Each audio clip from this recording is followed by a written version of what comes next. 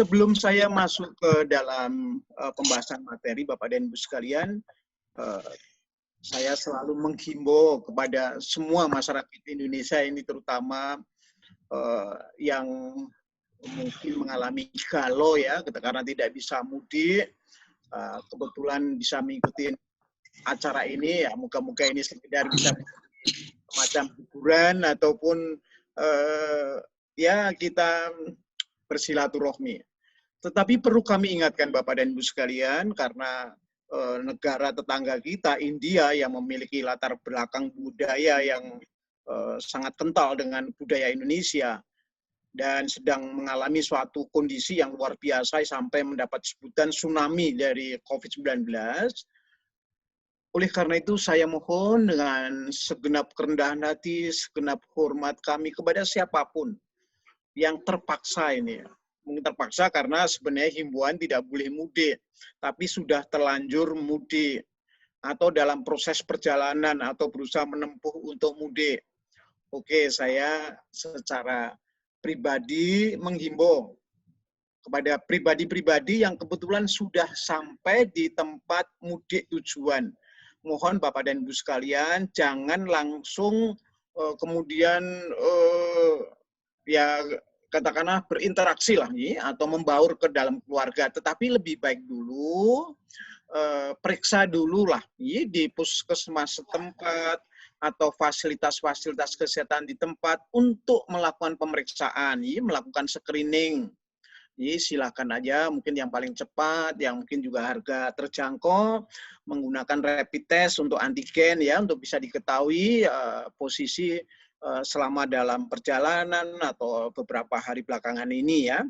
Walaupun Bapak dan Ibu sekalian mungkin sudah menjalankan vaksinasi ya, tapi saya mohon tetap melakukan semacam ya prepare ya, kehati-hatian kita, kewaspadaan kita, jangan sampai saudara-saudara yang ingin kita datangi, ingin kita berikan ya berbagi kebahagiaan, tetapi nanti malah menjadi semacam sesuatu yang tidak kita inginkan. Oleh karena itu mohon dengan sangatlah kesadaran pribadi-pribadi.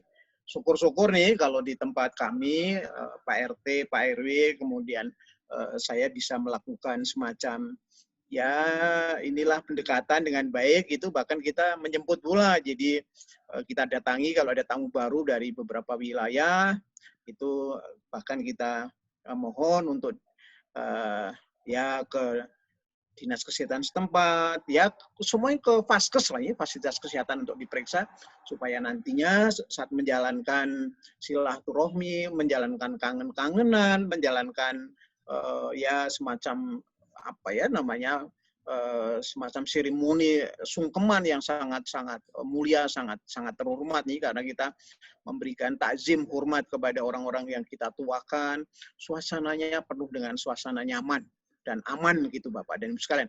Ini sekali lagi himbauan saya yang selalu saja dalam acara-acara talkshow di mana saja itu saya sampaikan.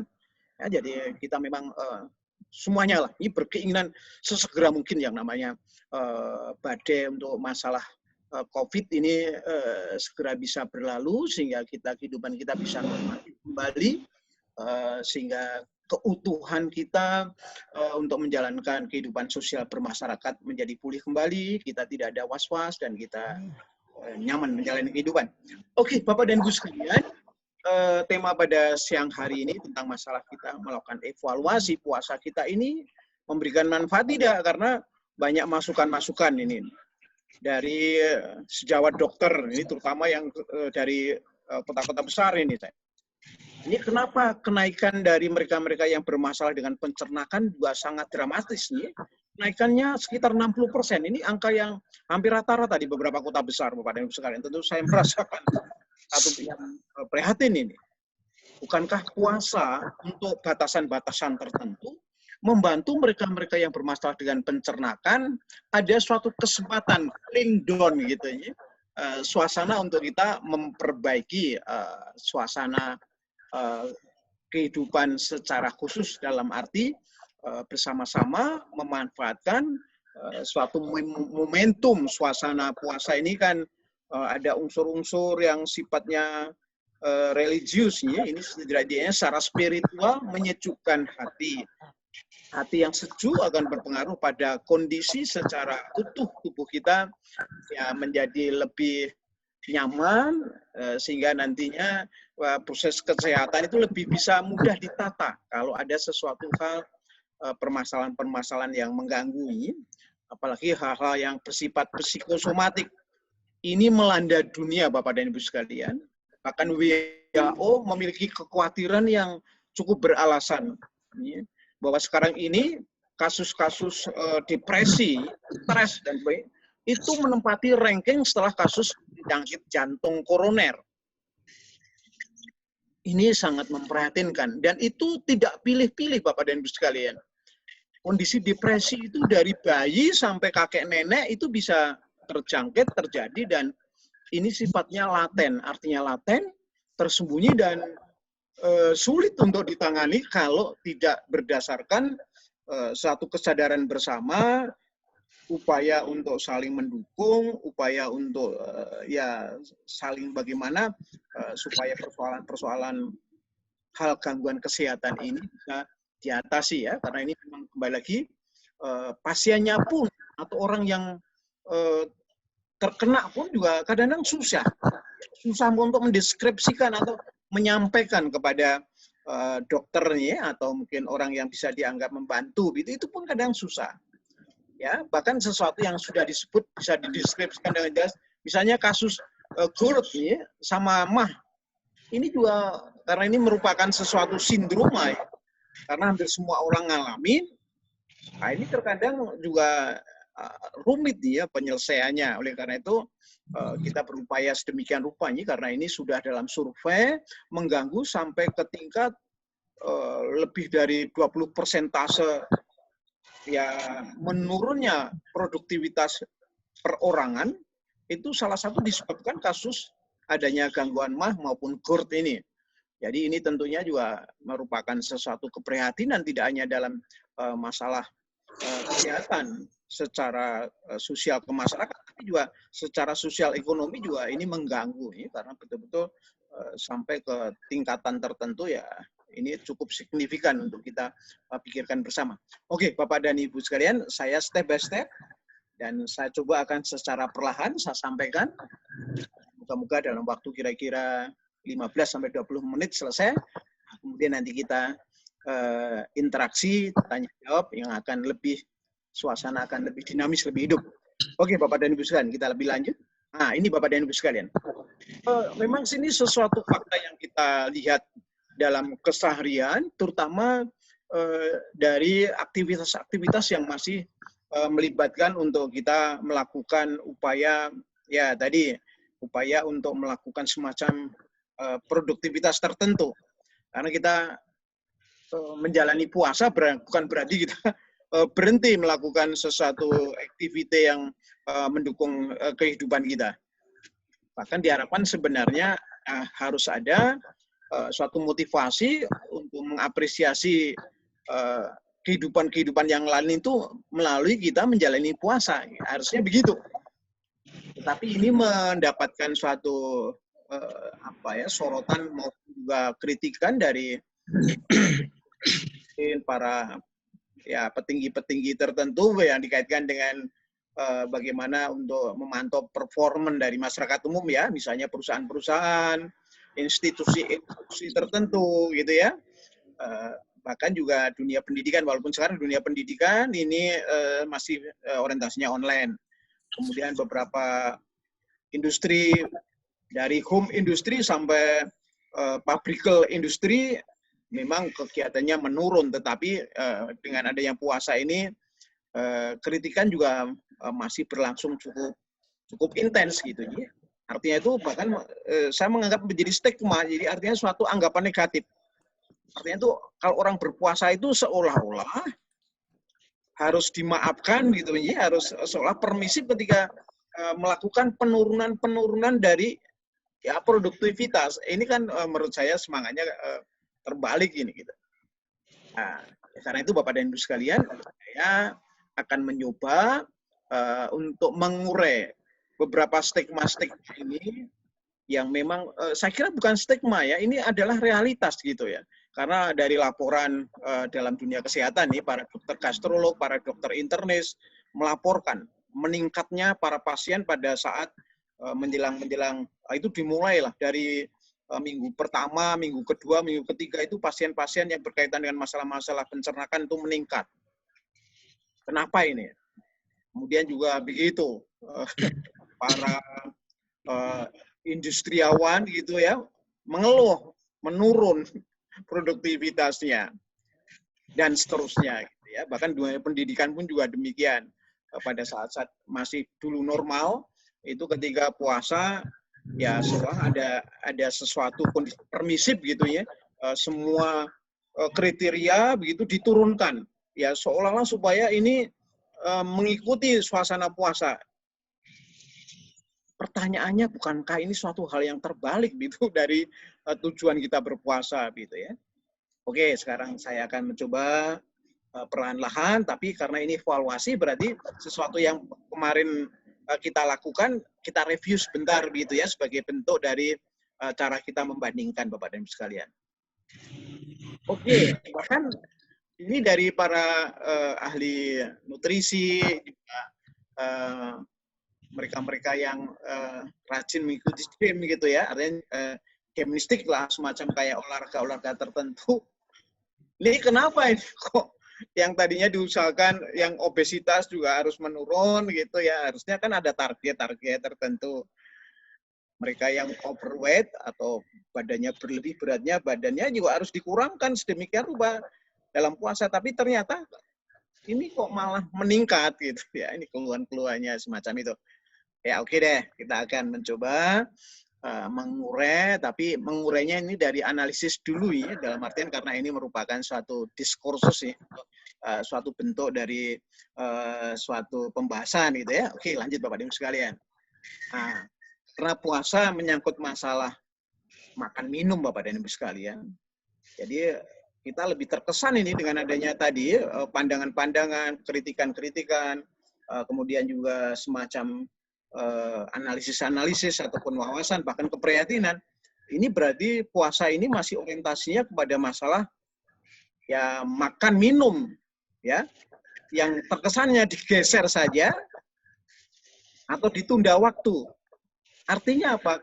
Kualitas secara spiritual ini tentunya ya kita mohon dari para ustadz, para kiai, para mubalik dan sebagainya, ayo ikut memikirkan bagaimana puasa ini betul-betul menjadi sesuatu ajang atau wahana untuk mengapresiasi kehidupan yang tentunya lebih berkualitas gitu ya. Jangan masalah hanya menggeser pola makan dalam arti menggeser jam-jam makan kita atau sedikit menunda waktu begitu ya.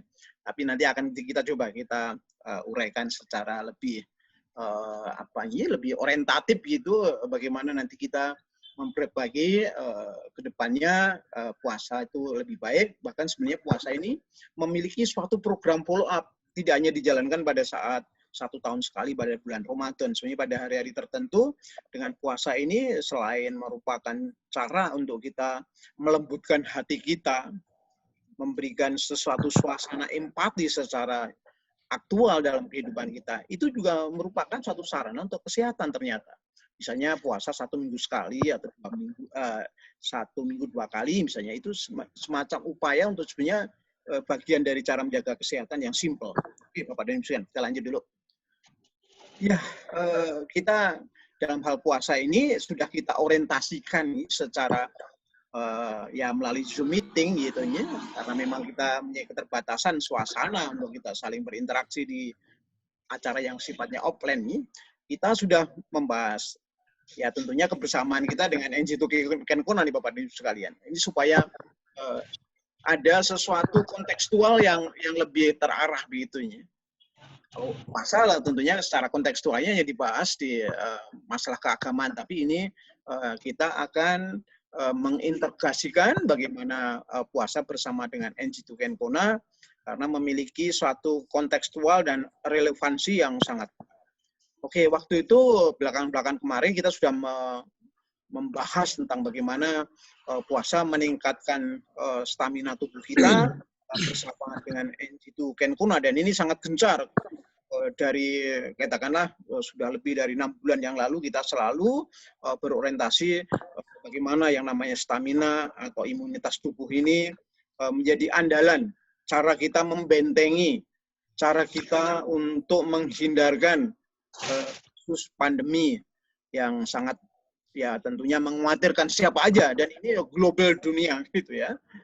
Tentunya itu sangat dalam di dalam pribadi-pribadi setiap orang untuk berusaha survival, untuk berusaha ya tidak terkena atau bisa terhindar. Kemudian Bapak dan Ibu sekalian, menyegah penyebaran sel kanker. Sebenarnya bersamaan dengan masalah bagaimana NG2 Kenkuna ini dalam mekanismenya untuk membentengi virus ini sudah kita bahas cukup banyak gitu ya. Jadi dalam rangka puasa ini atau bulan puasa ini materi-materi itu tidak saya bahas lagi karena sudah sering kita bahas. Nah, kemudian kesehatan saluran cerna selalu kita bahas sebenarnya. Tapi kita ulang-ulang. Kenapa? Karena ya sederhananya bahwa yang namanya kesehatan saluran cerna ini atau tentang pencernakan ini itu merupakan pilar pertama atau pilar utama di dalam dunia kesehatan.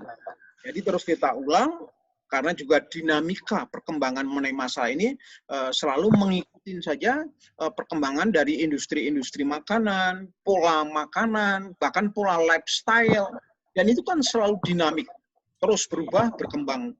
Nah, oleh karena itu kesehatan saluran cerna ini selalu kita bahas bahkan secara konsisten gitu, terus menerus ya supaya kita bisa mendapatkan manfaat. Nah, kemudian kemarin kita bahas secara spesifik kesehatan jantung. Nah, bahkan nanti kita review kembali. Ternyata puasa bagi mereka-mereka yang memiliki kasus gangguan jantung pada tahapan tertentu atau tingkatan tertentu, ini memang puasa memberikan kontribusi manfaat. Ditambah lagi dengan adanya NG2 Kenkuna sebagai pendamping, ya. Perannya apa? Kemarin sudah kita ungkapkan, nanti kita review supaya nantinya menjadi salah satu informasi nilai-nilai yang bermanfaat kepada masyarakat. Kemudian masalah obesitas. Ya, obesitas memang nanti kita bahas secara lebih khusus karena sekali lagi jangan sampai nanti dipersepsikan NG2 Kenkuna sebagai obat sliming gitu ya. Obat untuk langsing, bukan ya. Tapi obesitas ini menjadi perhatian, saya lebih mengarah bukan kepada sesuatu yang bersifat estetik nih, tapi berkaitan dengan masalah kesehatan gitu. Kalau nanti sliming itu kan ke arah estetikal ya, lebih ke arah itu. Walaupun sebenarnya juga bisa kalau kita programkan bagaimana NG2 Kenkuna membantu mengurangkan tentang masalah kegemukan ya. Nanti tentu bisa kita bahas secara spesifik, tapi lebih kita kaitkan dengan masalah ya masalah gangguan kesehatan tertentu. Kemudian detoksifikasi.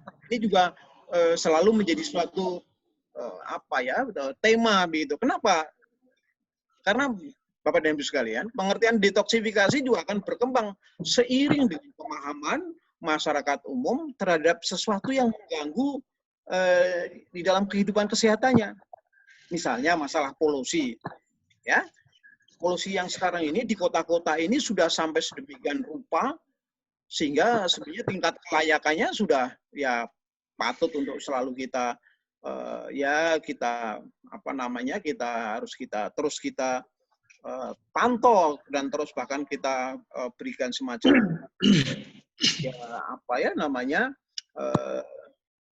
pemikiran-pemikiran ya, karena ini sangat berkembang ya.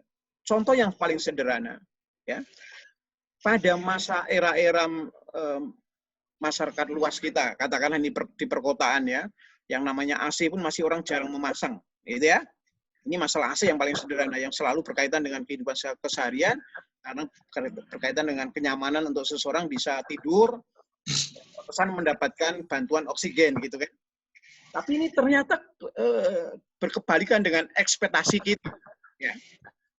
Artinya setelah berkembangnya AC, justru masyarakat-masyarakat tertentu yang memiliki sensitivitas tertentu berkaitan dengan masalah organ pernapasannya, itu meningkat ini prevalensi untuk orang itu terkena gangguan pernapasan. Ya, akhirnya punya selidik kita teliti, oh ternyata ini ada kaitannya dengan masalah polusi yang sifatnya electrical smoke. Jadi polusi melalui secara electrician, ya, yang kebetulan menggunakan bahan misalnya seperti freon, ya, itu akan menyebarkan sesuatu zat-zat yang mengganggu kesehatan kita. Ya, belum lagi cara memasang yang ternyata juga kadang-kadang tidak memperhatikan dari faktor kesehatan. Pasangkan instalasi supaya ngirit eksploitasi wattnya atau eksploitasi elektrikalnya, gitu ya, sehingga tidak dipertimbangkan misalnya bagaimana sirkulasi udara yang sehat itu harus ditambahkan beberapa alat, gitu. Itu kadang-kadang tidak terpikirkan. Nah inilah artinya itu program detoksifikasi ini nantinya juga selalu dinamis berkembang. Oleh karena itu juga sering kita singgung. Kesehatan ginjal, ini saling berkaitan. Ini nanti sedikit aja mungkin saya singgung, kita evaluasi sedikit gitu ya. Oke, Bapak dan Ibu sekalian, saya akan berlanjut. Nah, saya akan mereview kembali mengenai masalah perjalanan puasa. Karena sekali lagi hampir kita menyelesaikan, ya. Kita sampai ke tingkat terakhir gitu ya. Nah, ini penuh dengan kegiatan-kegiatan yang motivatif secara religius maupun sebenarnya juga secara paralel kesehatan kita juga harus meningkat gitu ya Bapak dan Ibu sekalian. Oleh karena itu dalam acara-acara terakhir atau minggu-minggu terakhir ini kita menjalankan puasa ini harus tentunya lebih banyak meningkat. Akan saya review kembali dari awal Bapak dan Ibu sekalian. Pada saat puasa kita mengalami suatu proses adaptasi. Adaptasinya itu ada macam-macam. Tetapi juga ada orang yang merasa cuning atau langsung ketika dia masuk bulan puasa ya dia nyaman saja karena memang sebelumnya sudah melakukan exercise gitu ya. Artinya puasa Senin Kemis dan sebagainya ya. Atau memang kesadarannya dalam gitu ya. Jadi ya, dengan demikian ketika masuk bulan puasa ya dia nyaman-nyaman saja gitu ya. Tapi ada atau ini kita bicara secara general secara umum Bapak dan Ibu sekalian. Pada saat awal-awal puasa kita mengandalkan bagaimana kebutuhan siang hari selama antara 12 sampai 14 jam kita tidak melakukan makan minum ini mengandalkan ya untuk apa ya namanya prepare-nya itu pada saat makan sahur. Jadi segala macam tenaga, kebutuhan nutrisi dan sebagainya itu bertumpu pada saat makan sahur.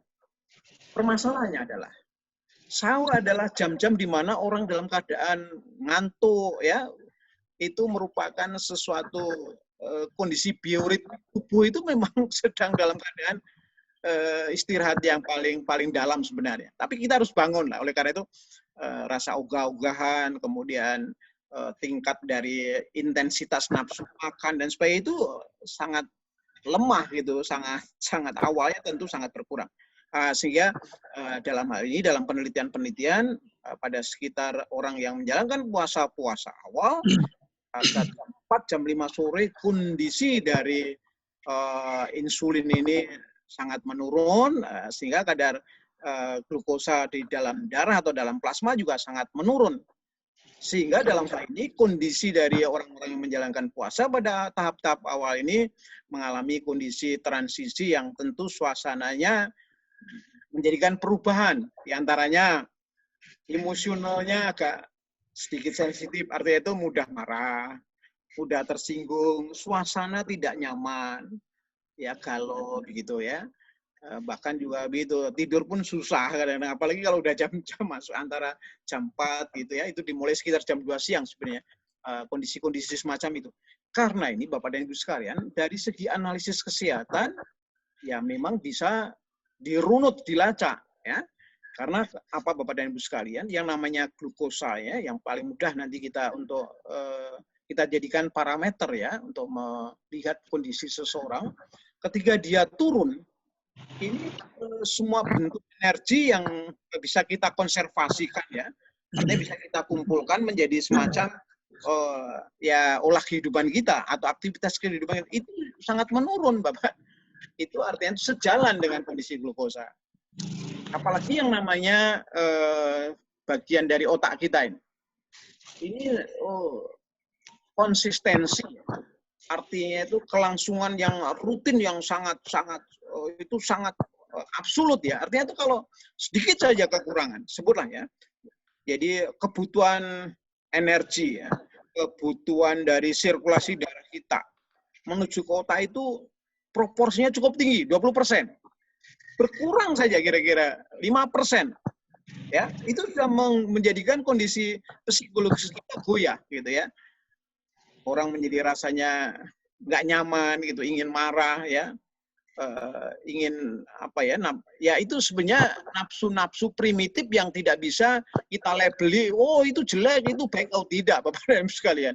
Itu merupakan sesuatu instingtif primitif atau nafsu-nafsu yang mempertahankan kelangsungan kehidupan kita gitu ya.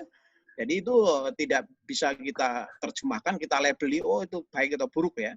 Hanya bagaimana nanti mengendalikan. Nah itulah yang nantinya menjadi cara akal budi kita sebagai manusia ya, itu untuk bagaimana untuk bisa memanage, mengelola sampai menjadikan sesuatu tantangan untuk meningkatkan atau mengapresiasi lebih lanjut tingkatan dari secara spiritual ya, tapi itu bukan tidak ranah yang tidak saya jamah tentunya karena bukan bidang saya, tapi ranah yang juga sama itu adalah dalam bidang nilai-nilai performan kesehatan tubuh kita.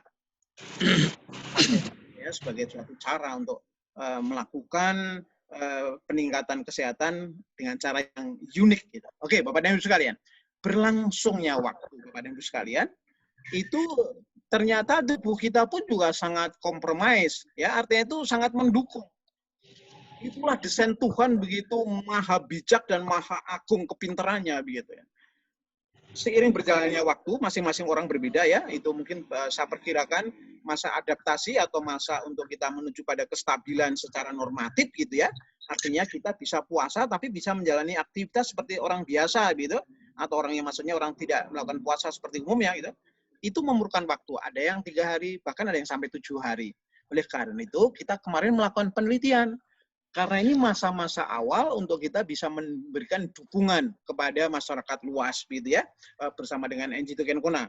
Nah itu pada saat itu kita melakukan penelitian-penelitian kecil gitu. Kebetulan wilayah kami adalah wilayah pondok pesantren, para santri banyak yang mondok gitu ya, sehingga kita mudah mengarahkan. Kita memilih beberapa orang yang kemarin kita pilih, itu 20 orang yang usianya 12 sampai 18 tahun ya. Apa dengan tujuan? Ya, mereka-mereka ini adalah generasi kita yang tentunya paling apa ya, paling mudah mengalami suatu perubahan gitu ya. Ya termasuk ketika puasa gitu. Nah, itu kita pantau, tapi kembali lagi kita pantau berdasarkan sesuatu parameter tertentu saja karena kita ingin mengetahui bagaimana tingkat energinya. Nah, nanti baru kita implikasikan ke beberapa hal. Kenapa kok dia cenderung menjadi pendiam ketika puasa? Jelas tentu tidak energik, tapi kok kenapa yang kita harapkan yang namanya sesuatu yang luhur ya, misalnya lebih kreatif, lebih inspiratif, kok nggak muncul nih. Nah, kita teliti ya itu dan memang kita laksanakan itu bagaimana supaya ya tadi kita bisa memberikan manfaat dan kontribusi kepada masyarakat luas kita. Oke, Bapak dan Ibu sekalian, kita lebih lanjut lagi. Kita jangan menukik pada satu tema nanti atau pada satu fokus tertentu, nanti kita nggak nyampe. Oke, Bapak dan Ibu sekalian, pada kira-kira penelitian yang kami lakukan pada hari pertama sampai hari ke-7 ya, kepada mereka-mereka, ternyata memang betul, Bapak dan Ibu sekalian, semuanya mereka-mereka yang tidak kita dukung dengan NGO Kenkona ya, dari 20 orang santri yang usia muda-muda tadi, kita bagi 2. Ya, 10 orang fungsinya kontrol, artinya tidak kita berikan NGO Kenkona, yang 10 orang kita berikan ya secara khusus ya pada saat berbuka dan nanti pada saat menjelang akhir sahur gitu ya. Maksudnya akhir sahur itu makan terakhir pada saat dia akan memulai puasa. Ini ternyata hasilnya sangat mengembirakan, sangat bahagia dan itu setiap tahun saya lakukan untuk penelitian-penelitian kecil itu ya.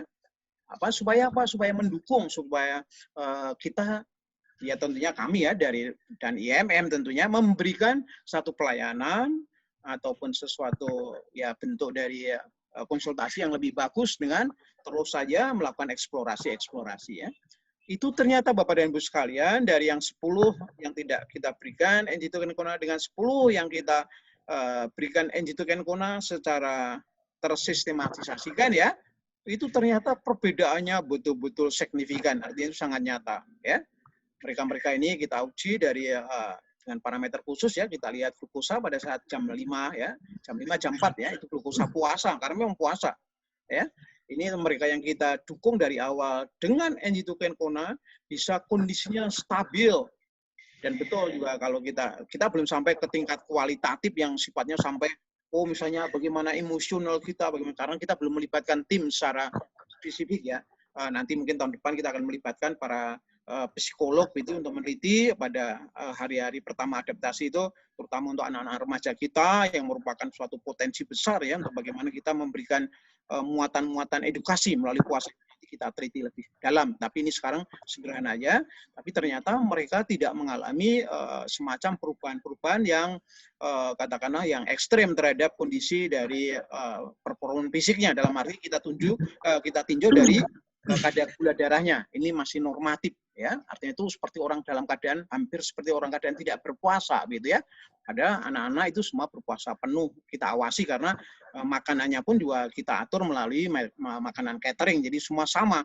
Baik yang tadi 10 orang sebagai fungsi kontrol yang tidak mengonsumsi NG2 Kona maupun yang kita jadikan objek penelitian atau mereka sebagai relawan, itu pun juga kita perlakuan yang sama ya. Dengan demikian nanti bisa mendapatkan objektivitas yang bagus ya. Dari 10 orang tersebut ternyata sangat bagus hasilnya. Dan berikutnya pada hari ke-7 ke-14 kami melakukan penelitian lebih lanjut lagi ya, tapi sudah ke masalah yang lebih bersifat empirical klinik gitu ya. Artinya mereka-mereka yang menderita gangguan jantung itu kita teliti. Itu ada 10 orang ya, karena juga itu tidak semua ada di kota kami ya, karena ini partisipasi dari orang-orang yang berkenan untuk bersama kami melakukan semacam penelitian kecil begitu terhadap kondisi kesehatannya melalui NG2 Kona. Hasilnya pun juga sangat menarik perhatian. Nanti akan kita review sedikit, tapi kami lanjutkan ini tahapan ini ya Bapak dan Ibu sekalian. Nah, Bapak dan Ibu sekalian, pada saat kira-kira sudah masuk ke hari ke-7 ya atau hari ke-10 sampai hari ke-30 Bapak dan Ibu sekalian, ini ternyata pada hari ke-14 yang kita amati ternyata stabilitas rata-rata semuanya ya. Tentunya mungkin dari remaja ke bawah mungkin ya belum ya, tapi remaja ke atas sudah betul-betul mulai stabil. Bahkan nampak dalam nanti penelitian-penelitian kecil itu energi yang dipakai oleh seseorang yang berpuasa tadi sudah berubah orientasinya Bapak. Artinya begini, kalau tadinya itu mengandalkan dari karbohidrat dirubah menjadi gula darah, nah itulah yang dipakai keseharian kita. Tapi karena kita tidak mendapatkan asupan Bapak dan Ibu sekalian, maka di sini ada suatu perubahan ya. Liver kita ya dan juga bagian otot maupun juga dari usus itu akan mengeluarkan yang namanya gula darah ya atau glukosa itu dari yang dirombak dari misalnya dari lemak, kemudian dari protein ya. Kalau misalnya lemak menjadi asam lemak, kalau protein yang menjadi asam amino, itu semuanya dari bagian tubuh, terutama bagian otot ya, maupun juga di bawah kulit ya. Itu kalau lemak-lemak. Sehingga dengan demikian logis saja kalau seorang puasa itu sebenarnya bisa mengurangkan ya lemak-lemak yang tersimpan di bawah kulit ya. Tetapi juga ada efeknya, biasanya juga otot agak kendor sedikit ya. Karena masalahnya juga ada beberapa nantinya asam urat ataupun juga asam lemak itu akan dirombak menjadi glukosa ya, neoglucosagenesis namanya prosesnya ya. Selain itu Bapak dan Ibu sekalian ada beberapa hormon-hormon yang kemarin juga kita bahas, nanti sedikit kita review. Nah, mulai dari hari ke-14 atau pertengahan bulan puasa sampai nantinya penuh 30 hari ini kondisinya sangat stabil, sehingga Bapak dan Ibu sekalian pada saat momentum-momentum itu ya secara spiritual keagamaan ini dalam tinjauan agama Islam itu ada beberapa insentif, beberapa motivasi ya. Adanya istilah misalnya malam Lailatul Qadar misalnya, di mana kalau malam hari itu kita bisa melakukan tindakan ibadah atau amal baik itu akan dilipatkan nilainya sampai 1000 bulan misalnya. Ini sesuatu yang sangat motivatif ya, sangat indah lah di dalam upaya apresiasi terhadap peningkatan kualitas manusia. Jadi Bapak dan Ibu sekalian, dari penelitian-penelitian ini saya rangkum dalam penggambaran yang sangat sederhana ini, kemudian akan sedikit kami review kembali berikutnya. Kita lanjut Bapak dan Ibu sekalian. Ya, ini kami sedikit agak ke belakang lagi, tadi kenapa pada hari-hari pertama itu yang muncul beberapa ya tadi ya mungkin beberapa hormon, beberapa enzim yang sifatnya itu seolah-olah kok kita menjadi agak menurun kualitas kehidupan kita karena emosi kita naik, memori kita juga agak menurun ya, daya atensi kita juga kurang. Bahkan maaf kalau yang sudah bersuami istri berkeluarga itu juga nampak terasa betul dari libido seksnya atau syahwatnya juga menurun gitu. Ini Bapak dan Ibu sekalian sebenarnya merupakan suatu bentuk limbic system ya, suatu otak primitif yang akan sebenarnya melindungi dan itu akan abadi dari zaman purbakala sampai sekarang sampai nantinya pun akan tetap semacam itu, tetap ada, hanya manifestasinya ya atau perwujudannya berbeda karena kita sudah berakal budi yang sangat tinggi gitu ya, beda ya. Tetapi tentu itu tetap melekat ya. Karena itu sesuatu yang sifatnya ya sudah dari sononya paket itu gitu ya, itu akan selamanya ya. Nah, itu adanya penggabungan dari sistem yang selalu bisa mendeteksi kalau kita lapar ya, supaya kita bisa selalu survival, selalu dapat melangsungkan kehidupan kita ya, itu harus ada sesuatu yang rasa lapar itu harus selalu ada ya. Itu di dalam otak kita yang kita perlihatkan di sini. Itu kemarin sudah kita bahas ya, itu adalah hipokampus namanya. Kemudian nanti yang di sebelahnya ini yang akan mengatur emosi kita namanya amigdala, nanti gabungan dan dengan sistem yang lain kita sebut dengan otak primitif atau limbic system, itu yang akan mempertahankan kita. Itulah yang muncul pada awal-awal kita bulan puasa. Dan itu sekali lagi manusiawi ya, bukan jelek atau bukan baik. Hanya tergantung nanti bagaimana cara memanagenya, mengelolanya ya, itu menjadi sesuatu kepentingan keluhuran budi kita, kepentingan untuk kesehatan kita. Nah, nanti kita akan ke sana. Ya, oke, kita lanjut Bapak dan Ibu sekalian. Nah, termasuk di sini ya, ketika kita teliti ya, ini kebetulan saya tidak langsung melakukan penelitian, tapi kita menganalogikan dari penelitian-penelitian yang sudah, Bapak dan Ibu sekalian. Jadi yang namanya pada saat awal-awal minggu pertama sampai hari ke-7 lah gitu ya, itu yang lebih dominan, yang lebih cenderung itu misalnya ada epinefrin, kemudian kortisol, ya. Kalau masyarakat umum sering menyebutkan adrenalin ya, itu awal pertama lah ya. Tetapi dua hormon ini saja menunjukkan bagaimana dia akan mempengaruhi ya jantung kita bergerak lebih cepat gitu ya. Tapi sisi yang lain pencernaan kita akan lebih lamban ketika jantung kita lebih cepat. Sebenarnya tujuannya apa? Ya supaya kita memiliki semangat untuk mempertahankan. Ini yang sifatnya katakanlah yang bersifat primitif ya. Artinya itu semangat fight or flight. Artinya itu semangat untuk mempertahankan ya. Ya saya sebutkan fight itu bukan tempur ya, tapi mempertahankan bagaimana. Tapi kemudian ya kembali lagi kita pada batasan sedang puasa. Disitulah nantinya sesuatu yang di luhur kita untuk melakukan semacam rekayasa ya, artificial education tertentu untuk mendapatkan sesuatu kenaikan peringkat kualitas kehidupan kita ya. Jadi sekali lagi ini pun nanti juga hormon epinefrin dan hormon kortisol yang cenderung mengarahkan kepada kita hanya untuk mempertahankan kehidupan, tapi nanti pengaruhnya secara spesifik gitu ya, termasuk nanti pada bagaimana cara merubah dari asam lemak tadi menjadi glukosa dan sebagainya, itu termasuk nanti di dalam proses itu ini perannya penting gitu ya. Tapi ini tentu tidak kami jelaskan ya, dari rumit itu nanti jadi kuliah khusus itu. Tapi ini kita gambarkan ini secara sederhana. Oke, kita lanjut Bapak Ibu sekalian. Nah, kita melakukan penelitian tadi tentunya harus ada parameter bukan, supaya nanti itu menjadi semacam cara untuk menjelaskan, oh ini ada peningkatan, oh ini ada penurunan gitu ya. Tadi sudah saya review ya, mereka-mereka yang berpuasa semua kita cek melalui semacam pengecekan dengan medical device yang sederhana ya, alatnya yang kami gunakan namanya auto check ya. Ini ternyata hasilnya sangat memuaskan. Semua mereka yang kita berikan NG2 Kencona, stabilitas dari darahnya menjadi bagus ya. Oleh karena itu dia kelihatan lebih energik ya, kelihatan lebih merasa, bahkan laporannya mereka dari 10 orang perutnya tidak ada yang pernah merasa atau terdengar keroncongan, kluku-kluku gitu ya, itu bunyi gitu nggak ada. Tetapi yang 10 yang kontrol itu melaporkan. Dari 10 itu ada yang melaporkan 4. Jadi 4 orang ini melaporkan perutnya sering bunyi. Ya. Mulai dari sekitar jam 10, jam 11 sampai sore hari, sampai jam 4. Padahal sebenarnya Bapak dan Ibu sekalian, kenapa kok perut berbunyi ya? Nanti mungkin kita jelaskan, mungkin nanti dalam tanya jawab aja ya. Karena itu juga kaitannya nanti dengan masalah gangguan kesehatan yang namanya GERD, itu juga salah satunya sering ditandai bunyi dari perut. Selain itu tentunya sendawa. Oke, Bapak dan Ibu sekalian, tadi karena sudah kita ungkap, tidak perlu saya jelaskan secara khusus, ini kita lanjut karena kan kita review ya Bapak. Nah, kemudian hal yang menarik, tapi ini belum bisa kami jadikan sesuatu program yang secara langsung begitu ya, karena ini merupakan biaya yang tinggi.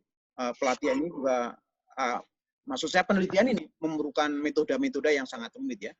Tetapi bisa kita lihat performanya saja gitu ya. Mereka-mereka yang awal puasa, ini hampir semuanya. Ini lesu, kemudian semangatnya kurang, bahkan respon secara atensinya juga sangat menurun. Ya ini awal-awal puasa ya, ini seperti gambaran begini.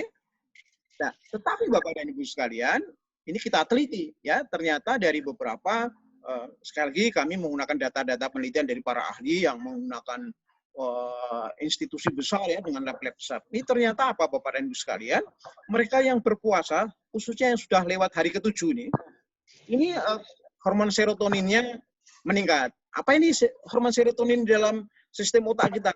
Nah, inilah yang menjadikan kita happy ya, kita selalu bahagia, senang gitu. Tuh. Nah, bersamaan dengan ini yang sangat dikenal, ini endorfin ini ya. Oleh karena itu Bapak dan Ibu sekalian, remaja-remaja kita ya, kalau dari awal kita berikan pendidikan cara khusus, bagaimana menstimulasi menimbulkan yang namanya serotonin, endorfin, dia tidak mungkin Bapak dan Ibu tergoda yang namanya narkoba itu nggak akan. Karena dia akan merasa begitu bahagia, merasa begitu enjoy begitu, dan itu sifatnya lebih konstruktif dalam arti dan dia bisa dirasakan. Beda kalau misalnya dia menghisap katakan ganja gitu. Itu lain ya. Dan seseorang yang terpaksa misalnya katakan terjerembab atau tersandung dengan menghisap ganja, dia akan segera melepas. Kalau dia mengerti bagaimana yang namanya, ya ini dengan sederhana aja karena yang kita paparkan di sini puasa ya.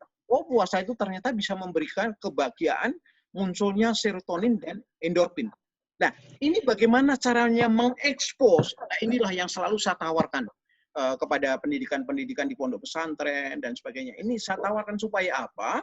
Supaya anak itu menyadari bahwa potensi puasa memang betul bisa menumbuhkan sesuatu yang nantinya akan membentengi para remaja-remaja kita ini terhadap gangguan-gangguan narkoba yang sangat-sangat ya membahayakan, bahkan ini menjadikan semacam musuh dunia gitu ya, bahkan menjadikan perhatian dari Badan Kesehatan Dunia ya. Nah, kemudian juga yang menariknya kita teliti puasa ini ternyata juga meningkatkan yang namanya hormon HGH ya. Tapi sebelum ke HGH kita ke dopamin, mungkin banyak yang menanyakan apa itu Dok dopamin? Dopamin itu satu hormon yang kita menjadikan kita rasa kasih sayang, rasa empati, rasa cinta menjadi sesuatu kehangatan yang sangat indah sekali ya. Dan itu ternyata bisa melalui puasa. Tapi tentunya puasa yang bagaimana itu nanti sudah bersifat sistematika edukasi ya. Dalam didaktik metodika itu nanti kita bahas di luar itulah. Tapi itu ternyata Bapak dan Ibu sekalian semacam ini sebenarnya berlaku secara universal. Lebih akan menjadikan spesifik lagi kalau kita istilahnya kita sistematisasikan sehingga betul-betul itu bisa menjadi suatu program yang sangat menarik, meningkatkan martabat ataupun karakter building dari putra-putri kita, terutama dari anak-anak sampai remaja, sampai dewasa bahkan, itu melalui ya salah satunya program puasa lah itu ya. Dan Bapak dan Ibu sekalian, saya membahas HGH ini karena juga banyak yang menanyakan, Dok, HGH itu apa? HGH itu Human Growth Hormone. Kemudian pertanyaannya, apa kaitannya dengan sesuatu hal yang dikaitkan dengan puasa dan peningkatan budi luhur? Bukankah seseorang yang pada usia 18 tahun misalnya, nih bagi laki-laki ini udah berhenti, ya, tinggi maupun juga ini secara fisik namanya human growth hormone. Dan apa ini kalau orang sudah berusia, misalnya laki-laki sudah berusia 21 tahun ke atas atau 18 tahun ke atas, kalau perempuan sampai kadang 21 tahun ya. itu dia masih bisa berkembang. Tapi setelah 21 tahun ke sana sudah mulai menurun semuanya ya. Jadi human growth hormone itu menunjukkan tingkat dari nominasi manusia ya. Manusia pada usia 18 tahun untuk laki-laki ya itu sudah paling tinggi. Nanti pada usia 18 kesananya harus dipikirkan matang-matang ya, karena itu puncaknya sudah mulai menurun semuanya apapun ya. Tapi ini kaitannya secara intrinsik. Intrinsik itu secara fisiologisnya ya. Tapi kalau spiritualnya, intelektualnya, ya macam-macam itu akan berkembang lebih pesat tentunya. Nah, Bapak dan Ibu sekalian, ini tujuannya dalam penelitian ini bahagia ternyata memiliki korelasi atau hubungan langsung dengan imunitas tubuh, Bapak dan Ibu sekalian.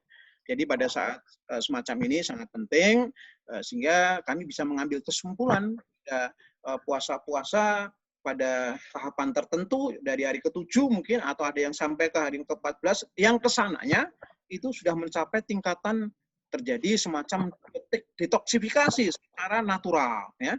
Artinya itu menjadi sesuatu bagian tubuh kita gitu ya. Kita tinggal melakukan maintenance nanti ya. Berarti kita nanti berhenti mengonsumsi NG2 enggak ya.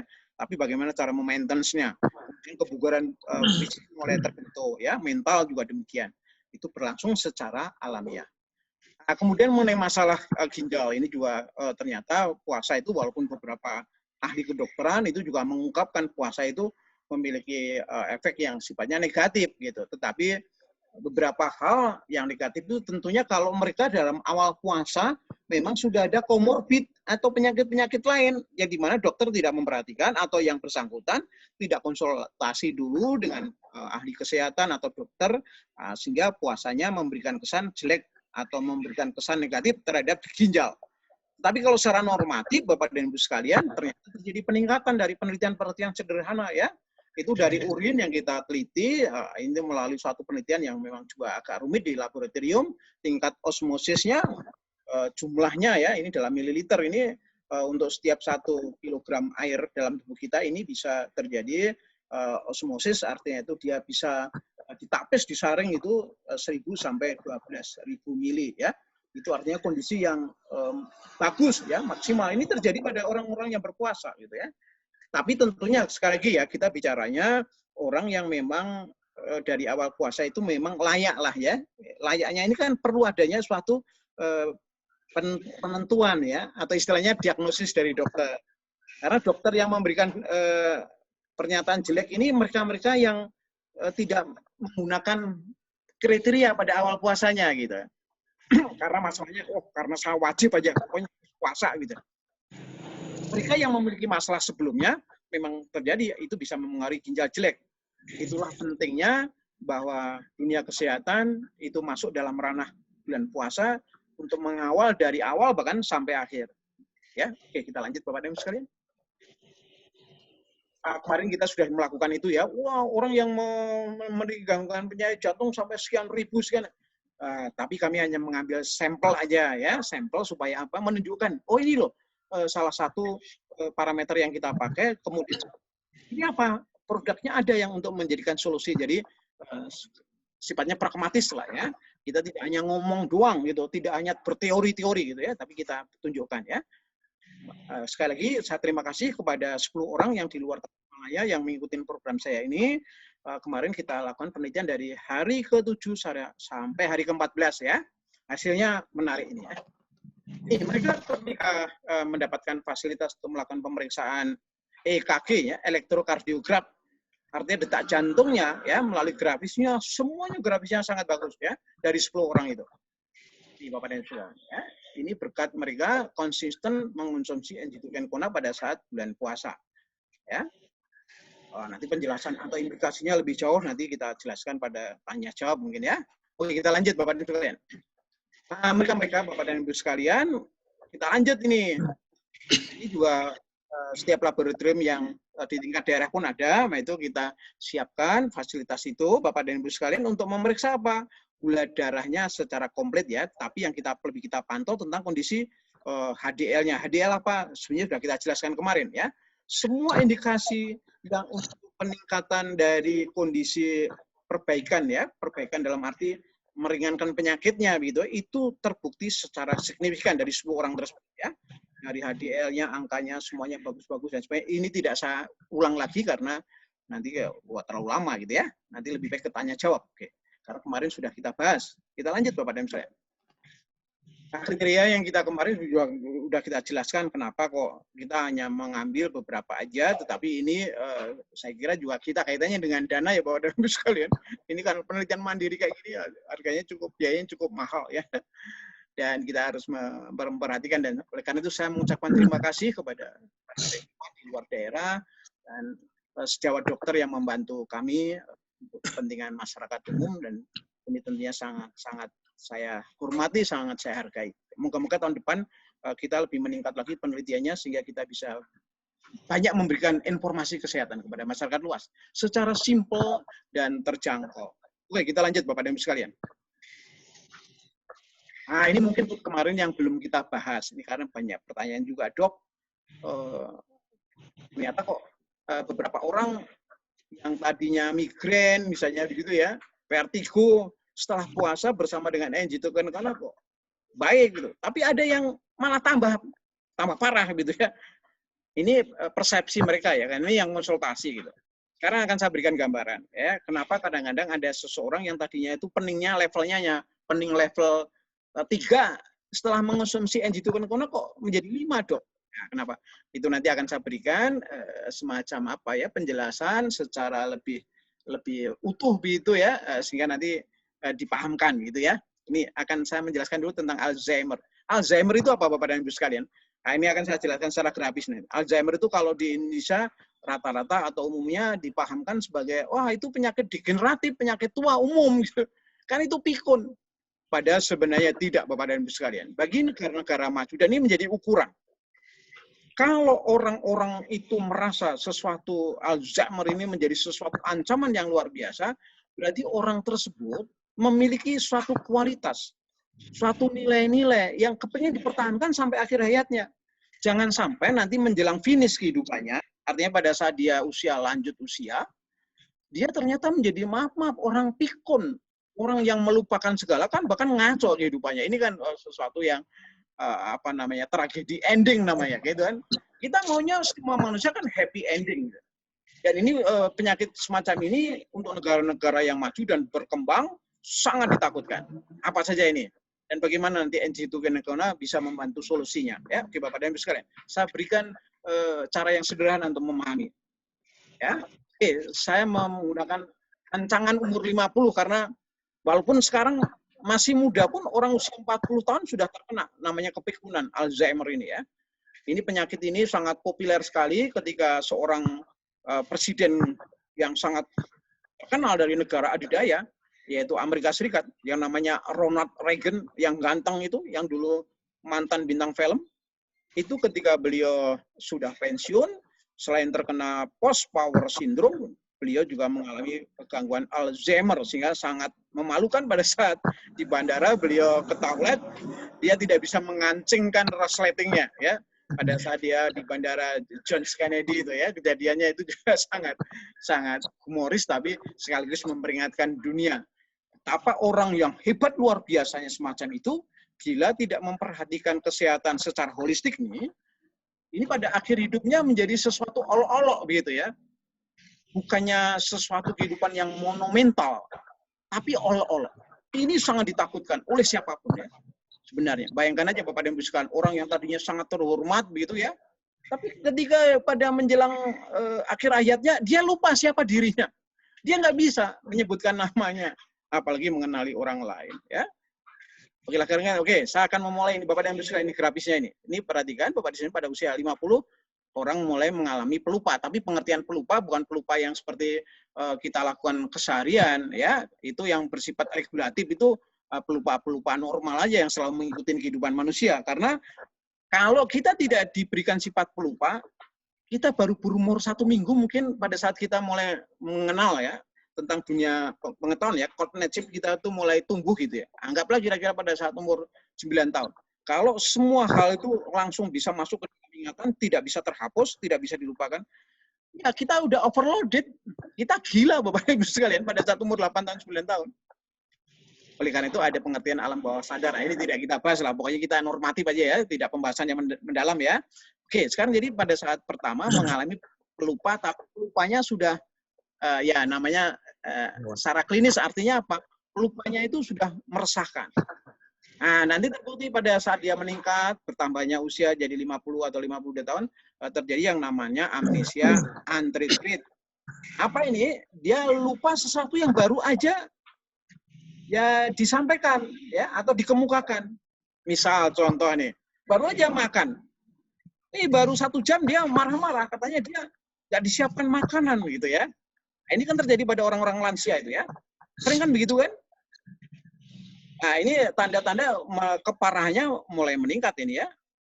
Terjadi anterograde ini ya. Artinya itu daya ingat terhadap sesuatu kejadian, suatu informasi yang baru saja diterima ya. Nah, meningkat lagi pada usia mungkin pada 53. Sekali lagi ya, usia ini relatif. Bisa terjadi lebih muda atau lebih sangat tua bisa aja ya. Tapi ini tahapan prosesnya secara umum. Jadi amnesia yang global. Udah banyak dilupakan ya. Artinya itu memori-memori yang sifatnya umum dilupakan. Dia misalnya ketemu dengan siapa, dia udah sama sekali nggak bisa mengingat lagi memorinya. Ya, semacam ini mulai tambah parah lagi. Tentunya kegelisahan mulai mencekam, mulai ya menjadikan orang itu sangat tidak bahagia. Meningkat lagi Bapak dan Ibu sekalian kalau sudah pada tahapan ini, kalau sudah terjadi letargia, artinya ini sudah mengarah kepada sesuatu yang bersifat ya tadi kondisi psikologi itu akan mengaruhi tingkat kesehatan ya. Jadi mereka mengalami tingkat kegelisahan, mengalami sangat ketidaknyamanan, selalu seperti kayak bingung kayak begitu ya. Dan dia sangat menderita, terkesan seperti itu. Bahkan dia takut ya. Kadang semua apa-apa disimpan, diumpetin gitu ya. Seolah itu nanti dia tidak kebagian atau direbut ya, karena dia mengalami semacam paranoid yang sudah berlebihan ya. Bahkan dia kadang nanti mengumpulkan sesuatu, dikumpul-kumpulin di bawah dipannya dia, macam-macam ya. Menunjukkan bahwa ini seseorang sudah kehilangan, mulai kehilangan jati dirinya ya. Baik itu secara intelektualnya maupun juga secara spiritualnya, semuanya terjadi degradasi yang luar biasa. Dan ini ternyata menjadikan sangat memprihatinkan ya Bapak dan Ibu sekalian. Nah, kalau sudah sampai mengarah ke tahapan ini, kejang secara motorik ya, mungkin orang mengatakan ada yang tremor gitu ya, tapi sampai ya yang lebih parah lagi ya, ada seseorang yang mengalami semacam gangguan di mana seluruh anggota badannya tidak bisa lagi dikendalikan ya. Kemudian Bapak dan Ibu sekalian, gangguan ini pun bisa berlanjut lebih parah lagi Bapak dan Ibu sekalian, sampai yang bersangkutan kehilangan pengaturan mental secara keseluruhan. Beliau tidak bisa membedakan antara telanjang dengan tidak telanjang, ya, antara lapar dengan tidak lapar. Ini sudah kondisi yang sangat mengenaskan. Oleh karena itu Bapak dan Ibu sekalian, dunia modern atau negara-negara modern berusaha untuk orang jangan sampai terjadi kasus semacam ini, ya. Dan ini yang sangat mengejutkan Bapak dan Ibu sekalian. Salah satu penelitian yang kebetulan saya memantau dan saya bisa mendapatkan aksesnya, itu adalah dari bahan yang ada melimpah di Indonesia yang dipakai penelitian. Oh, ya. Jadi ini gambaran seseorang yang mengalami kepikunan. Ya, itu kenapa? Karena selalu terakumulasi, menumpuk begitu adanya plak-plak amiloid ini. Amiloid ini apa? Oh, dari sel-sel otak kita ya, atau neuron kita yang mati dan sebagainya. Ini menumpuk. Perlu kita ketahui Bapak dan Ibu sekalian, yang namanya sel-sel darah putih kita tidak bisa masuk ke dalam ranah dalam lingkungan sel-sel jaringan otak. Nah, inilah. Oleh karena itu Bapak dan Ibu sekalian, ketika ada penelitian jamu itu ada pertanyaan, gimana Dokter Heru bisa mengkombinasikan sehingga jamunya Dokter Heru bisa masuk sampai ke ranah tingkat otak. Nah, ini tentunya saya juga melakukan penelitian panjang Bapak dan Ibu sekalian. Awal dari inspirasi ini untuk bisa saya masukkan ke dalam formulasi, saya memerlukan waktu bertahun-tahun ya, supaya bagaimana prosesnya ya, bahan bakunya sampai nanti setelah diramu, kemudian nanti dia bisa sampai masuk ke tingkat seluler. Seluler pun tidak hanya di situ aja. Dia harus bisa menembus sampai ke jaringan otak supaya apa? Bisa membantu ini Bapak dan Ibu sekalian. Ya. Ini karena sekali lagi ini seharusnya yang memakan kalau dalam kondisi tubuh yang organ yang lain itu akan dimakan oleh yang namanya sel-sel fagosit gitu ya, dibersihkan ini. Tapi karena sel-sel fagosit, sel-sel darah putih tidak bisa masuk di lingkungan sel-sel otak, ini ada sesuatu rahasia nanti akan saya ungkapkan di sini secara sederhana Bapak dan Ibu sekalian ya. Jadi ini sekali lagi yang namanya plak-plak amiloid itu nanti akan menjadikan seseorang mengalami ya tadi penurunan dari daya ingat awalnya, setelah daya ingat turun termasuk dari memori-memori tertentu, termasuk kemampuan kognitif, kemampuan intelektualnya itu juga sangat dramatik sekali menurun ya. Oke, akan sedikit saya uraikan aja secara sederhana. Nah, bagaimana nanti perannya NG2-kencona ya, akan saya uraikan secara sederhana. Nah, ini Bapak dan Ibu sekalian, dari penelitian bahwa adanya kukurmin, santorizol, germakron dan sebagainya itu ternyata sangat banyak terdapat di dalam temulawak.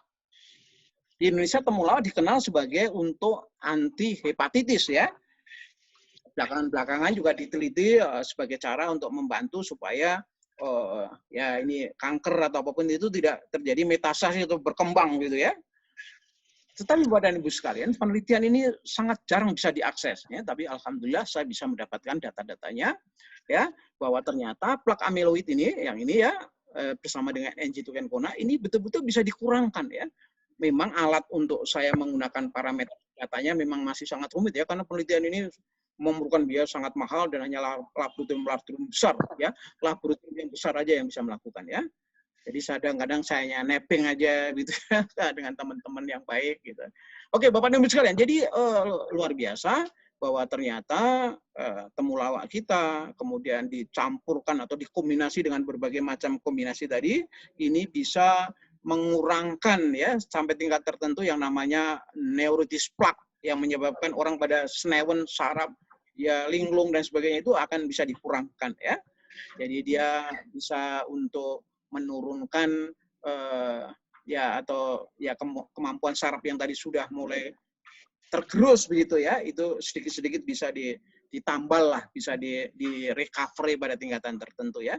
Kasus-kasus neurofibrilari ya, ini bisa dibantu dengan NG2-kencona secara bertahap ya. Oke, saya akan memberikan gambaran demikian. Ini juga banyak menjadi pertanyaan. Dok, bukan sel otak itu kalau udah rusak kan nggak bisa diperbaikin. Iya, betul, memang betul. Sekali, tidak hanya sel otak, ya, tapi juga otot-otot itu kalau dia sudah mengkerut, ya terjadi atrofi, nggak bisa dikembalikan seperti semula.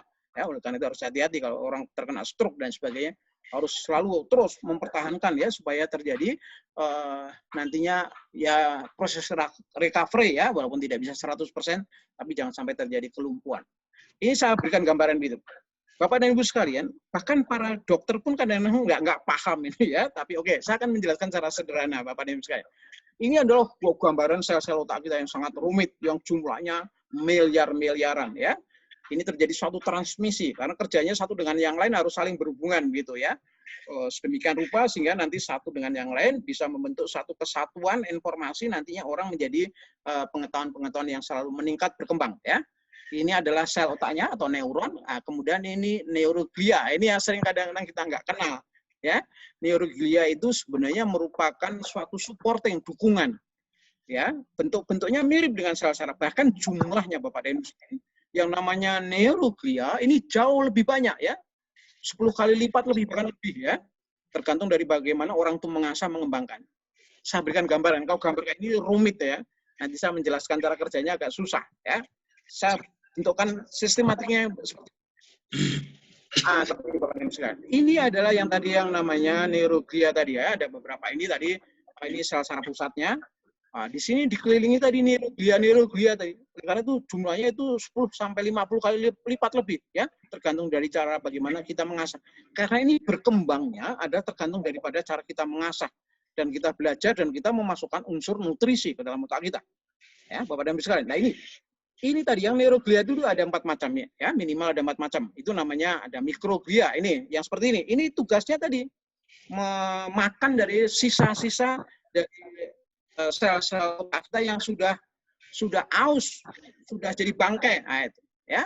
Ini yang tugasnya memakannya ya. Nantinya dia akan menguraikan untuk bisa dikeluarkan melalui sirkulasi darah kita ya.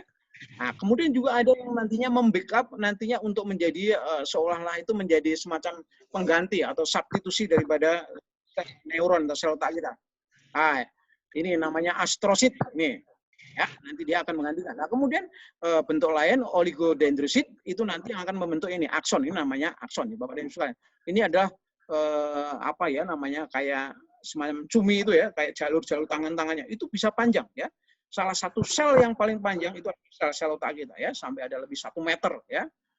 Itu yang ada pada bagian ini bawah kita ya, di sekitar punggung bawah, di bawah pantat itu ada saraf yang sampai ke bawah, sehingga kalau saraf kita kejepit di dalam pinggang itu menjalarnya dari paha ya, dari paha belakang sampai ke betis, karena itu dilakukan oleh sistem saraf yang panjang ya. Ini gambaran yang sederhana, nanti kalau memang mau mendalami ya silahkan, nanti kita bahas ya. Oke Bapak dan Ibu sekalian, lanjut. Tentang masalah bagaimana yang tadi sudah saya nyampaikan, bahwa yang namanya pencernakan itu merupakan pilar pertama dan utama dalam dunia kesehatan. Jadi karena itu program purifikasi itu sangat dibutuhkan ya, tidak hanya asupan makanan kita yang baik ya, dalam arti baik itu bukan enak, tapi baik itu tentunya yang memenuhi persyaratan secara nutrisional. Perlu adanya purifikasi, baik awal maupun dalam proses maupun sebelumnya ya, kaitannya dengan sisa harus dibuang, ini juga harus dipastikan supaya proses penyerapan bisa sempurna. Lah, kami menggunakan istilah purifikasi, pemurnian. Siapa yang melakukan?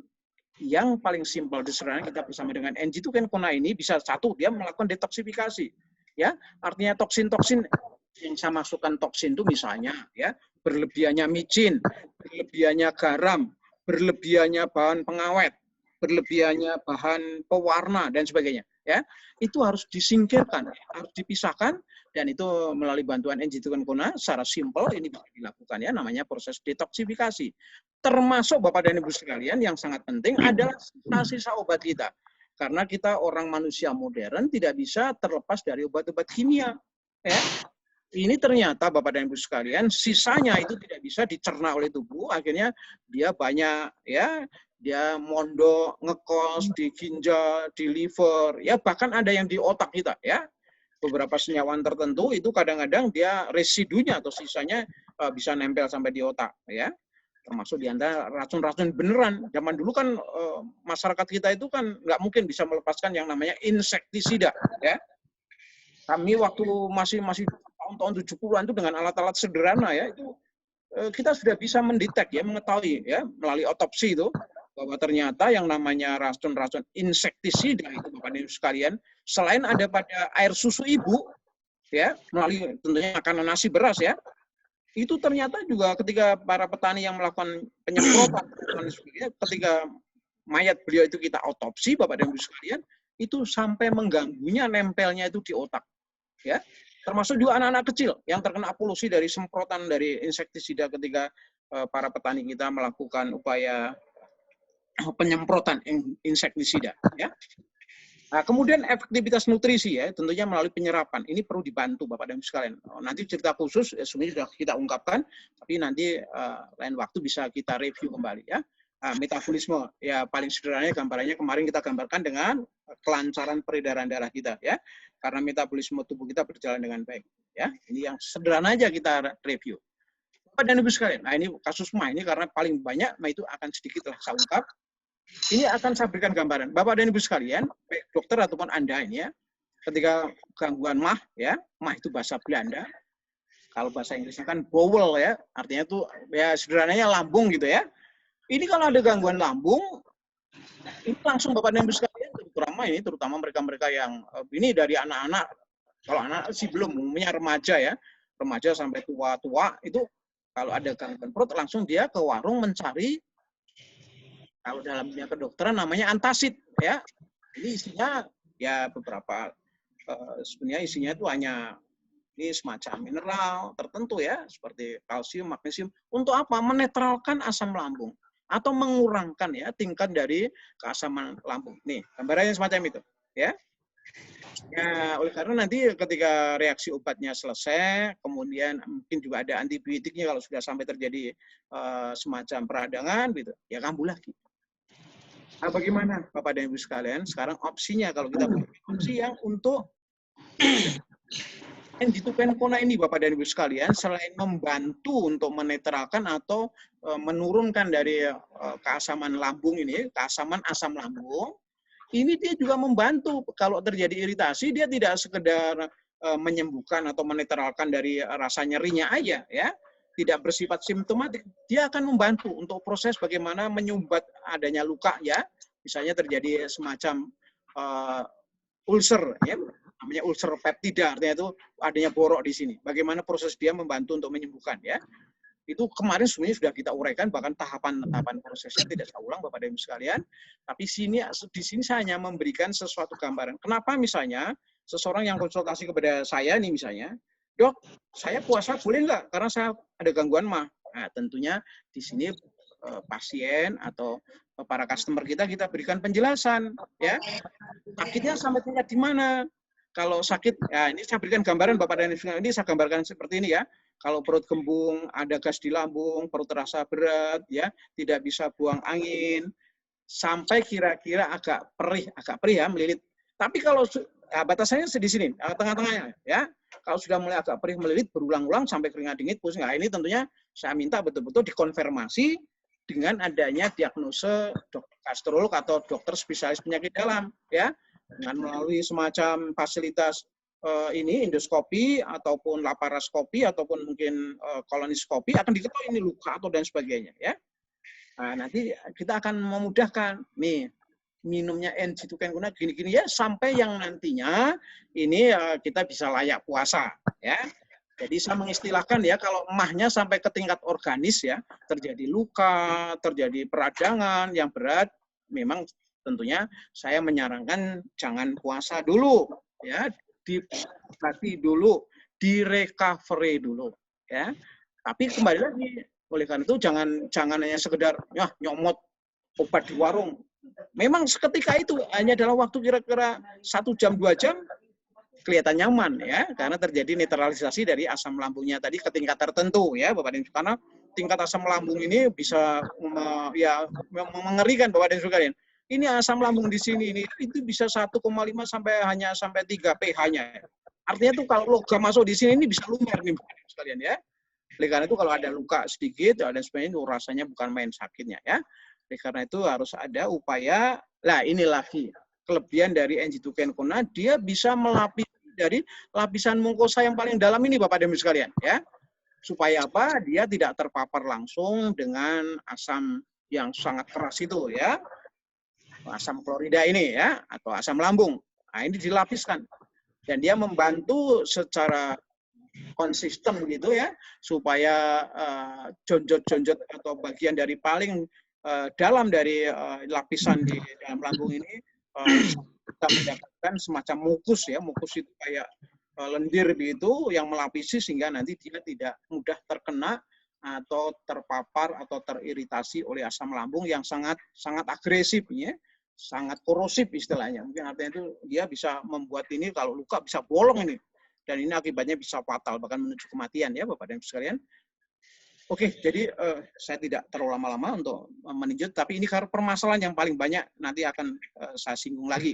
Oke, Bapak dan Ibu sekalian. Nah ini, selalu saja yang kita harapkan kan puasa ini kan mengurangkan ya, melepaskan beban mengenai masalah gangguan pencernaan, tapi malah justru banyak. Nah, ini tentunya yang salah bukan puasanya kan, cara kita menyikapi puasa, mempersiapkan makanan yang kurang. Oleh karena itu nanti sedikit saya review deh ya. Orang yang tadinya ini tidak kambuh nih migrainnya jadi kambuh ketika puasa. Vertigonya juga begitu. Nah ini kan seolah-olah menjadi puasa distigmakan negatif gitu kan. Padahal bukan puasanya, tapi bagaimana cara menyikapi dan salah kita melakukan upaya yang terbaik mendukung bahwa puasa itu menjadi apresiasi peningkatan kualitas kehidupan kita. Nah ini akan sedikit saya review ke bawah Bapak dan Ibu sekalian karena ini kaitannya dengan makanan.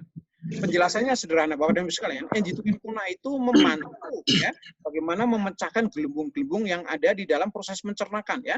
Dari kalau esofagus belum terbentuk ya, kebanyakan itu terbentuknya di lambung ya, itu bisa dipecah sehingga nantinya tidak terbentuk sendawa.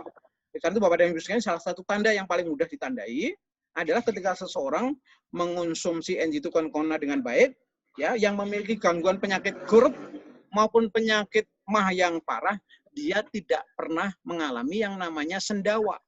Asalkan dengan catatan ya, itu minumnya benar dan dia tidak melanggar pantangan. Nah, ini pantangannya apa? Nanti di bawah ini saya uraikan ya.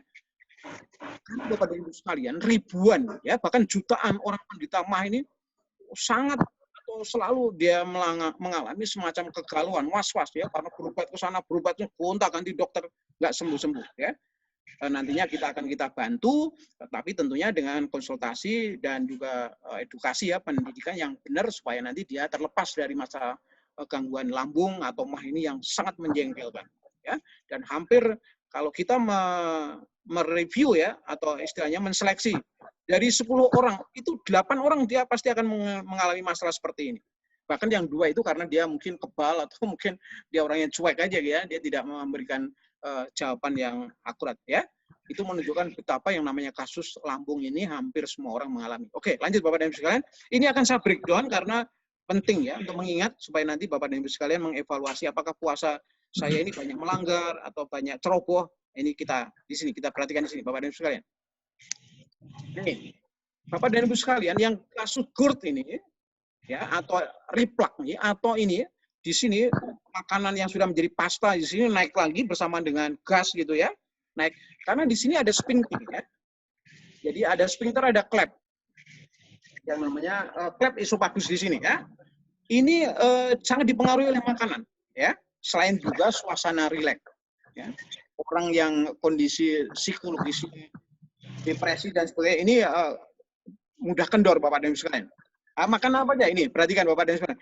Makanan yang memengaruhi dari klep ini supaya dia tidak membukanya tidak istilahnya nggak teratur ya. Kalau secara otomatis karena dia kembali lagi dia pada saat membuka ketika makanan masuk ya, ketika ada semacam udara ya dia menutup karena dia secara otomatis. Nih makanan-makanan yang perlu diperhatikan ya.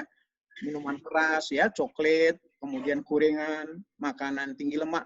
Nah ini dalam puasa harusnya dikendalikan ya. Tapi dalam suasana sahur ini jangan porsi makannya malah di sini yang dibanyakin. Ini tentu akan menjadi masalah ya.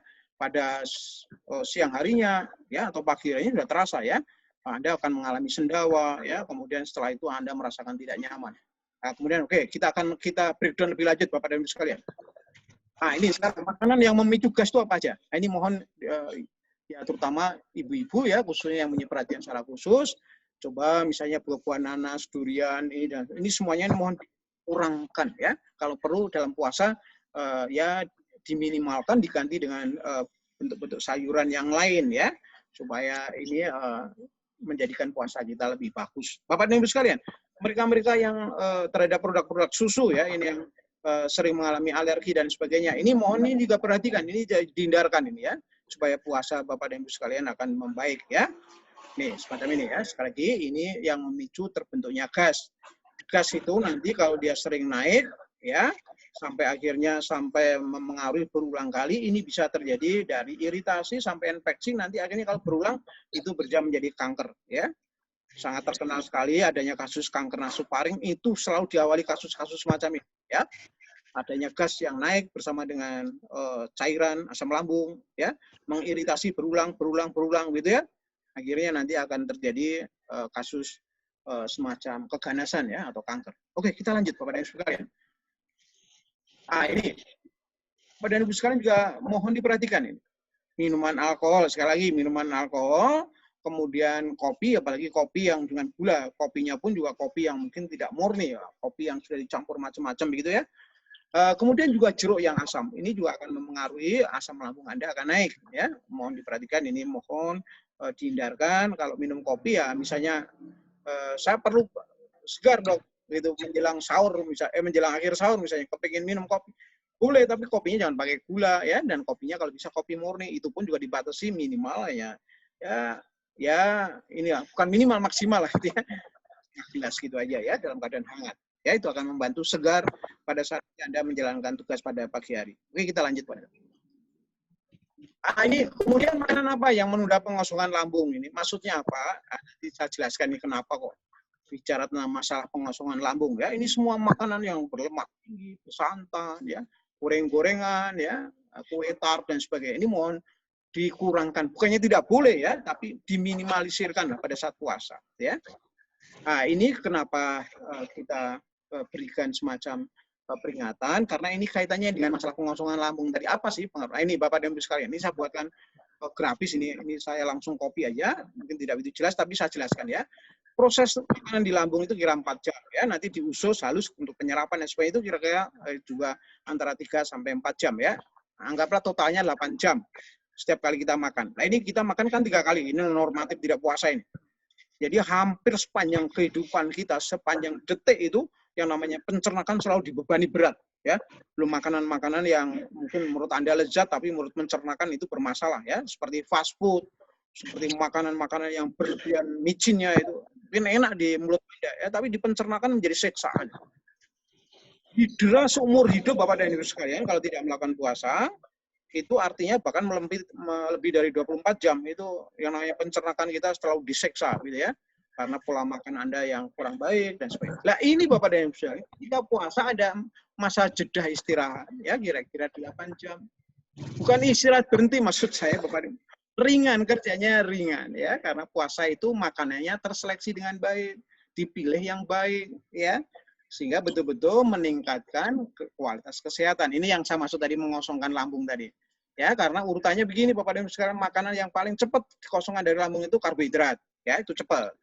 Meningkat berikutnya agak lama dikit ya, lebih dari 4 jam itu mungkin protein ya.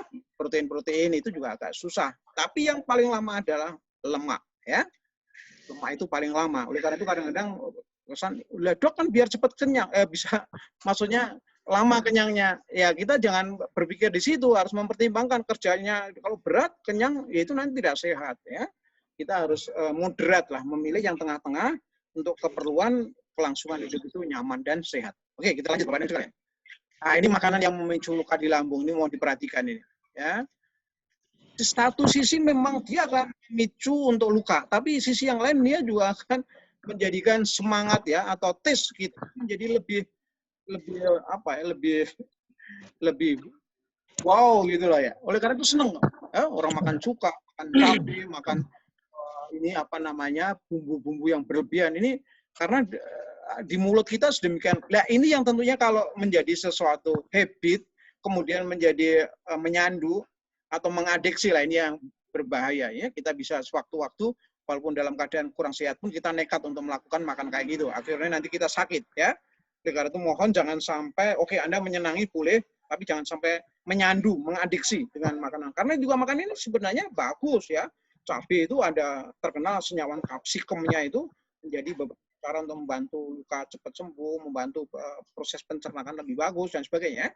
Termasuk di antara ketumbar merica itu banyak itu zat-zat aktifnya bagus, tetapi tidak boleh berlebihan ya. Oke, kita lanjut Bapak dan Ibu sekalian. Bapak dan Ibu sekalian, nantinya kita akan secara spesifik khusus membahas bagaimana yang ditukar. Karena kaitannya dengan terapi stem cell. Apa itu stem cell? Orang menyebutnya sel indukan. Kalau orang Malaysia menyebutnya sel punca. Bukan punca ya, punca. Nggak pakai K. Artinya itu dia sel induk itu artinya yang nanti di dalam sel-sel itu nanti bisa menjadi macam-macam sel yang diperlukan oleh tubuh kita. Ya. Contoh pada saat bayi kita dimohon ya di dalam salah satu plasenta kita ya, itu namanya di apa namanya usus, orang menyebutnya ari-ari ya, itu bisa disimpan karena di situ banyak yang namanya stem cell ya, bahkan sekarang ada yang namanya fasilitas bank untuk menyimpan ya. Jadi bagian dari pusar kita itu nanti diawetkan secara krionik gitu ya, secara menggunakan bahan-bahan tertentu supaya nanti sampai nanti kita dewasa pun kita masih, tujuannya untuk apa? Suatu saat dipakai untuk metode terapi penyembuhan ya. Tapi di Indonesia ini sekarang yang berkembang hanya baru untuk yang kosmetika kecantikan sama untuk masalah kasus tulang ya.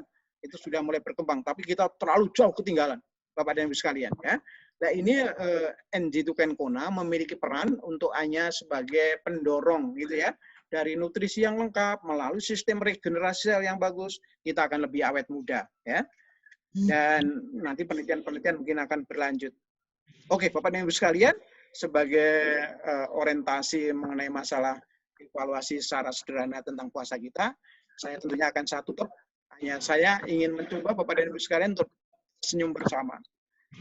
Mungkin Bapak dan Ibu sekalian pernah melihat di YouTube, saya dikirimkan ini. Tadi WA saya. Tentunya wanita kalau melihat ini juga akan terkesima, bukan? Bayangkan Bapak dan Ibu sekalian, ini foto yang saya tunjuk pakai kursor ini, usianya udah 60 tahun lebih, kalau nggak salah 62 tahun ibu ini. Kemudian hanya dalam waktu tidak lebih dari 2 jam Bapak dan Ibu sekalian, terjadi suatu metamorfose, ibaratnya itu ulet gitu yang sangat langsung menjadi kupu-kupu yang indah di sini. Dalam tempo sekitar 2 jam. Percaya nggak tidak Bapak dan Ibu sekalian? Apakah ini merupakan hasil dari terapi stem cell? Bukan ya, Bapak dan Ibu sekalian. Ternyata ini saya menemui ini di Surabaya ketika saya mau diskusi tentang tentang stem cell ya di Surabaya itu dari Erlangga itu dokter, beliau adalah seorang pakar di bidang stem cell dan juga ahli di bidang bedah kosmetika. Pada saat itu saya dikirimkan nih, Dok, ini betul dok, nenek dokter pun bisa cantik kayak begini dok. Ini ternyata adalah seni keahlian dia melakukan makeup pada wedding makeup itu Bapak dan Ibu sekalian. Jadi ini betul-betul true story, kejadian benar. Seorang nenek-nenek yang kaya raya kepingin mau menikah lagi dengan pria idamannya yang masih masih berondong gitu katanya. Nah itu dia tidak mungkin berpenampilan kayak begitu kan. Ini hanya dalam tempo 2 jam. Dan katanya dananya nggak lebih dari 5 juta katanya. Itu dok bisa menjadi kayak begini. Ya. Oke, Bapak dan Ibu, sekedar intermezzo ya supaya tidak tegang. Saya akhiri presentasi saya Bapak dan Ibu.